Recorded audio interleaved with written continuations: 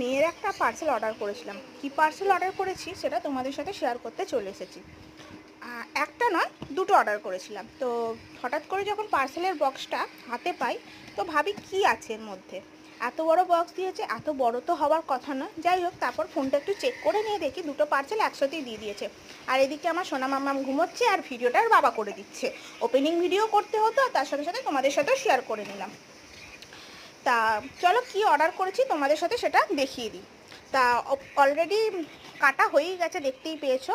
আর সামনে একটা ভাঙাচোরা ছুরি ছিল, তো সেটা দিয়ে কাটা শুরু করে দিয়েছি। কি অর্ডার করেছি নিশ্চয়ই দেখে কিছুটা বুঝে গেছো। তো একটা তো বুঝেই গেছো কি অর্ডার করেছি, তবু আমি বলে দিই। একটা আমি ডেটল অর্ডার করেছি জামা কাপড় ধোয়ার জন্য, আমার সোনা মাম্মামের। কেন না, জামা কাপড়গুলো ধোয়ার পর একটু ডেটল দিয়ে ধুয়ে দিই। আর এটা হচ্ছে 1 লিটারের ডেটল। তা আর একটা অর্ডার করেছি, সেটা হচ্ছে লিকুইড সোপ, মানে